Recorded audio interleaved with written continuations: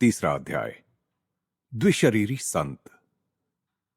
पिताजी, यदि मैं बिना किसी दबाव के घर लौटने का वचन दूं, तो क्या दर्शन यात्रा के लिए बनारस जा सकता हूं? मेरे यात्रा प्रेम में पिताजी शायद ही कभी बाधा बनते थे। मेरी किशोरावस्था में भी अनेक शहरों और तीर्थ स्थलों की यात्रा करने की अनुमति वे मुझे दे देते थे। साधारणतया मेरे साथ मेरे एक या अधिक मित्र होते।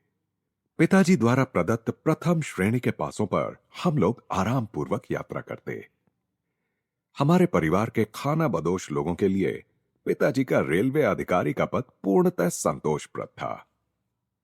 पिताजी ने मेरे अनुरोध पर यथोचित विचार करने का वचन दिया। दूसरे दिन मुझे अपने पास बुलाकर उन्होंने बरेली से बनारस जाने आने का एक पास, 1 रुपए के कुछ नोट और 2 पत्र देते हुए कहा, मुझे बनारस के अपने मित्र केदारनाथ बाबू को एक कार्य के विषय में कुछ प्रस्ताव भेजना है। दुर्भाग्यवश उनके पते का कागज मैंने कहीं खो दिया है, परंतु मुझे विश्वास है कि हम दोनों के मित्र स्वामी प्रणवानंद की सहायता से तुम यह पत्र उन तक पहुंचा सकोगे। स्वामी जी मेरे गुरु भाई हैं। उन्होंने अति उन्नत आध्यात्मिक अवस्था प्राप्त कर ली है। उनके संग से तुम्हें भी लाभ होगा। यह दूसरा पत्र उन्हें तुम्हारा परिचय देगा। साथ में यह कहते हुए पिताजी की आंखें चमक उठीं। याद रखो, अब फिर कभी घर से नहीं भागना, समझे? अपनी 12 वर्ष की आयु के उत्साह के साथ मैं निकल पड़ा। यद्यपि समय ने नवीन दृश्यों और अपरिचित व्यक्तियों से मुझे मिलने वाले आनंद में अभी भी कोई कमी नहीं आने दी है। बनारस पहुंचते ही मैं सीधे स्वामी जी के निवास स्थान की ओर चल पड़ा। सामने का द्वार खुला था। मैं दूसरी मंजिल पर स्थित एक लंबे हॉल नुमा कमरे में जा पहुंचा। फर्श से कुछ ऊंची उठी हुई एक चौकी पर एक स्थूलकाय व्यक्ति केवल एक अधो वस्त्र धारण किए हुए पद्मासन में बैठे थे। उनके होठों पर शांत सुंदर मुस्कान खेल रही थी। मेरे अवांछित प्रवेश के संकोच को दूर करने के लिए किसी चिर परिचित मित्र की भांति उन्होंने मेरा स्वागत किया। बाबा आनंद, बाल सुलभ आवाज में उन्होंने इन शब्दों के साथ मेरा हार्दिक स्वागत किया। मैंने घुटने टेक कर उनका चरण स्पर्श किया। क्या आप ही स्वामी प्रणवानंद जी हैं? उन्होंने हां में सिर हिलाया। तुम भगवती के बेटे हो? इससे पहले कि मुझे अपनी जेब से पिताजी का पत्र निकालने का अवसर भी मिल पाता, उनके शब्द निकल चुके थे। आश्चर्यचकित होकर मैंने पिताजी का उनके लिए दिया हुआ अपना परिचय पत्र निकालकर उनके हाथ में दिया, जो अब निरर्थक जान पड़ता था। तुम्हारे लिए केदारनाथ बाबू को मैं अवश्य ढूंढ निकालूंगा। संत ने पुनः एक बार अपनी अतीन्द्रिय दृष्टि से मुझे विस्मित कर दिया। तत्पश्चात उन्होंने पत्र पर एक दृष्टि डाली और मेरे पिताजी के संबंध में कुछ स्नेह भरे उद्गार व्यक्त किए। देखो, मुझे 2 पेंशनें मिलती हैं। एक तुम्हारे पिताजी की सिफारिश से, जिनके अधीन मैं रेलवे कार्यालय में काम करता था। दूसरी मेरे परम पिता के अनुग्रह से, जिनके लिए मैंने अपने जीवन के सांसारिक कर्तव्यों को अंतः प्रेरणा के अनुसार अपना सर्वोत्तम प्रयास करके पूर्ण कर दिया है। मुझे यह कथन अत्यंत गूढ़ लगा। परमपिता से आपको कैसी पेंशन मिलती है स्वामी जी? वे क्या धन आपकी गोद में डाल देते हैं? स्वामी जी हंस पड़े। पेंशन से मेरा अभिप्राय है अगाध शांति, अनेक वर्षों के गहन ध्यान का पुरस्कार। मुझे अब धन की कभी कोई इच्छा नहीं होती। मेरी अत्यल्प भौतिक आवश्यकताओं की पूर्ति हो जाती है। इस दूसरी पेंशन का तात्पर्य तुम बाद में समझ जाओगे। अचानक वार्तालाप बंद कर स्वामी जी गंभीर और निश्चल हो गए। किसी रहस्यमय भाव ने उन्हें आवृत कर लिया। प्रारंभ में तो उनकी आंखें चमक उठीं, जैसे किसी आकर्षक वस्तु को देख रही हों। बाद में निष्प्रभ हो गई। मैं उनके इस अचानक मौन से उद्विग्न हो गया। उन्होंने अभी तक मुझे यह नहीं बताया था कि मैं अपने पिताजी के मित्र से कैसे मिल सकूंगा। तनिक बेचैन होकर मैंने उस खाली कमरे में दृष्टि दौड़ाई, जिसमें हम दोनों के अतिरिक्त और कुछ भी नहीं था। जिस चौकी पर वे बैठे थे, उसके नीचे रखी उनकी काठ की खड़ाओं पर मेरी दृष्टि पड़ी। छोटे महाशय, चिंता मत करो, जिनसे तुम मिलना चाहते हो वे आधे घंटे में यहां पहुंच जाएंगे। योगीवर मेरे मन को पढ़ रहे थे। उस समय यह कोई बड़ी बात भी नहीं लग रही थी। उन्होंने पुनः गहन मौन धारण कर लिया। जब मेरी घड़ी से मुझे पता चला कि 30 मिनट बीत चुके हैं, तब स्वामी जी स्वयं ही उठ गए। लगता है केदारनाथ बाबू दरवाजे के निकट पहुंच गए हैं, उन्होंने कहा। मैंने सीढ़ियों से किसी के ऊपर आने की आहट सुनी। विस्मित अबोध्यता में मैं अचानक डूब गया। असमंजस में मेरे विचार दौड़ने लगे। बिना किसी संदेश वाहक का उपयोग किए पिताजी के मित्र को यहां बुलाना कैसे संभव हो सकता है? मेरे यहां आने के बाद स्वामी जी ने तो मेरे अतिरिक्त किसी से भी बात नहीं की है। मैं चुपचाप उठकर कमरे से बाहर आ गया और सीढ़ियां उतरने लगा। आधे रास्ते में ही मध्यम कद के एक दुबले पतले गौरवर्ण व्यक्ति से मेरी भेंट हुई। वे किसी जल्दी में लग रहे थे। क्या आप केदारनाथ बाबू हैं? मेरी आवाज में उत्तेजना स्पष्ट थी। हां, और तुम भगवती के बेटे हो ना, जो मुझसे मिलने के लिए यहां प्रतीक्षा कर रहे हो? वे मित्रतापूर्ण ढंग से मुस्कुराए। महाशय, पर आप यहां कैसे आए? उनकी अबोध्य उपस्थिति से मुझे विस्मयकारी रोष का अनुभव हुआ। आज सब कुछ रहस्यमय लग रहा है। 1 घंटे से भी कम समय पहले मैंने गंगा स्नान समाप्त किया ही था कि स्वामी प्रणवानंद जी मेरे पास पहुंच गए। मैं सोच भी नहीं सकता कि उन्हें कैसे पता चला कि मैं उस समय वहां था। भगवती का बेटा मेरे घर में तुम्हारी प्रतीक्षा कर रहा है, उन्होंने कहा। क्या तुम मेरे साथ चलोगे? मैं खुशी से तैयार हुआ। हम लोग हाथ में हाथ डालकर चलने लगे, किंतु खड़ाऊ पहनने के बावजूद भी स्वामी जी आश्चर्यजनक ढंग से मुझे पीछे छोड़कर आगे निकल गए। हालांकि मैं ये मजबूत जूते पहने हुए था।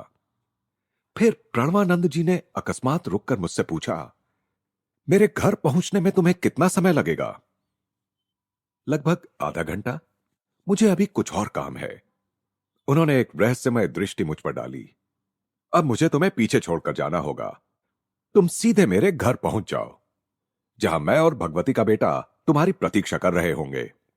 मैं उनसे कुछ कह सकूं इससे पहले ही वे तेजी से मेरे पास से निकल गए और भीड़ में अदृश्य हो गए।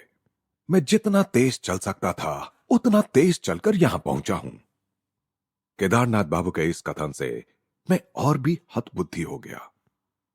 मैंने उनसे पूछा कि वे स्वामी जी को कब से जानते थे। पिछले वर्ष तो हमारी कुछ मुलाकातें हुई थी, पर हाल में कभी भेंट नहीं हुई। आज पुनः स्नान घाट पर उनसे मिलकर मुझे बहुत खुशी हुई। मुझे अपने कानों पर विश्वास नहीं हो रहा है। मेरा दिमाग तो नहीं फिर रहा है। क्या आप उनसे मनः दृष्टि में मिले थे या वास्तव में देखा था?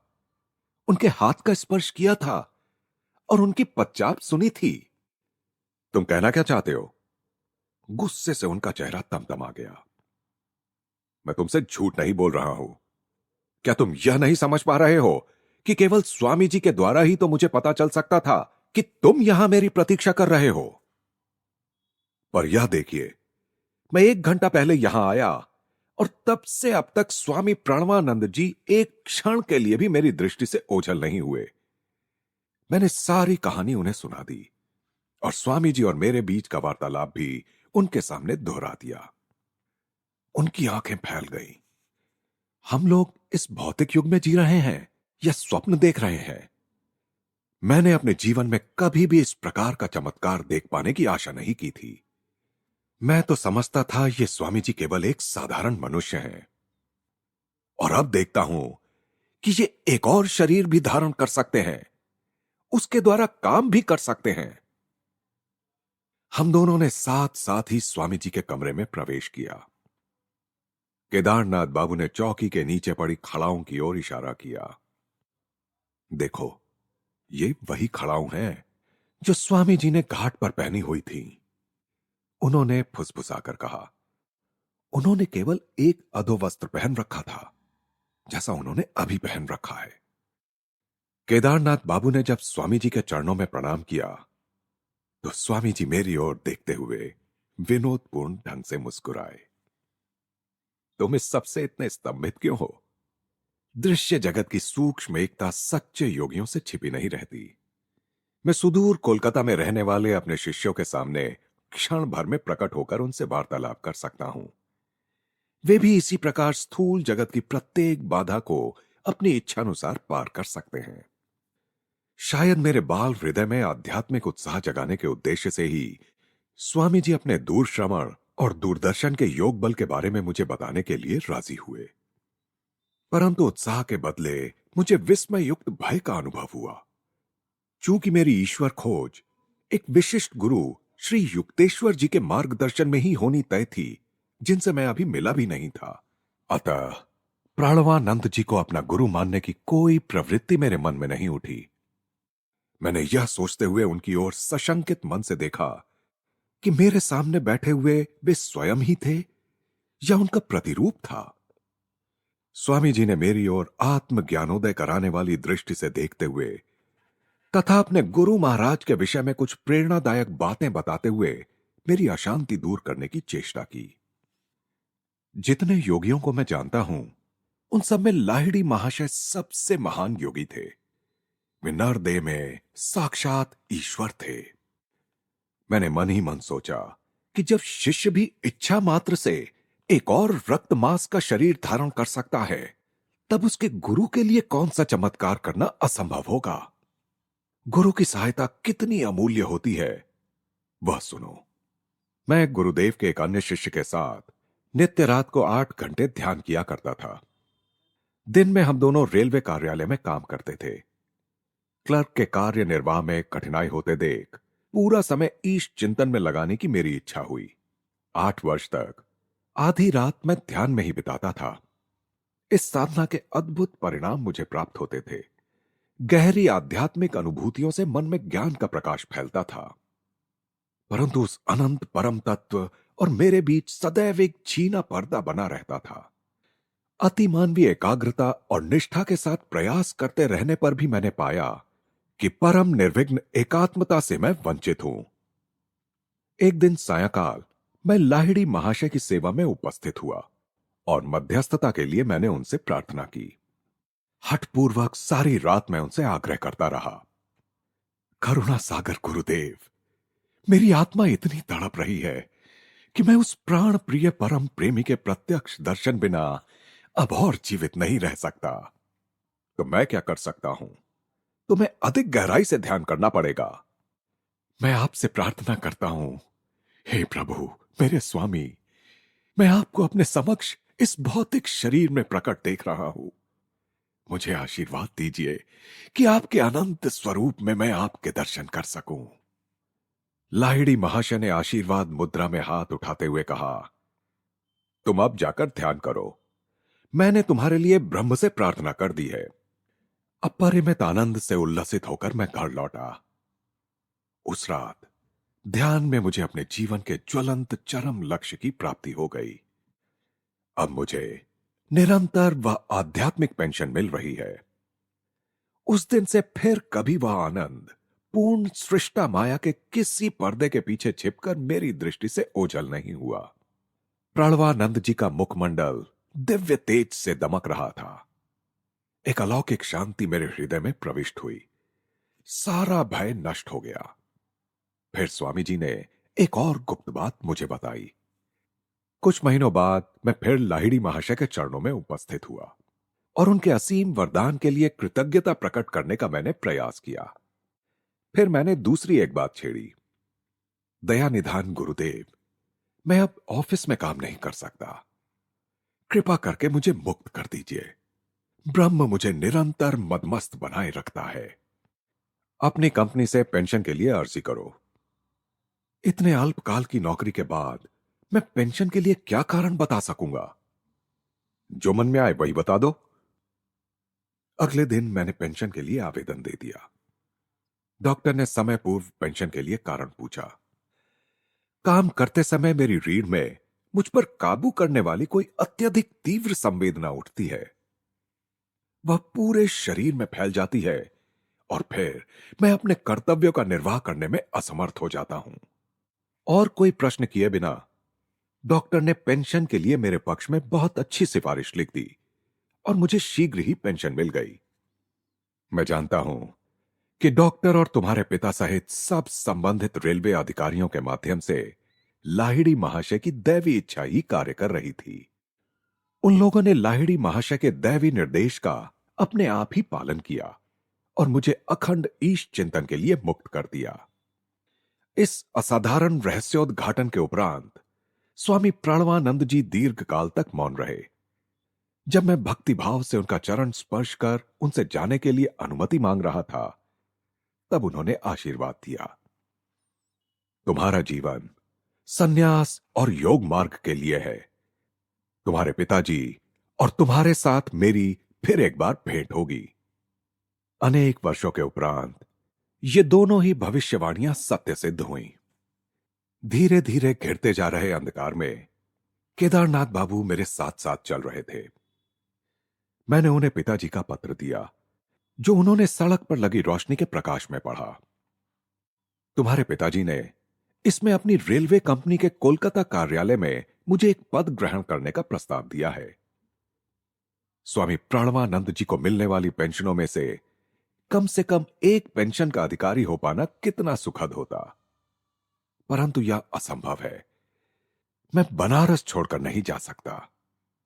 खेद है कि एक साथ दो शरीर धारण करने का मेरा समय अभी नहीं आया है।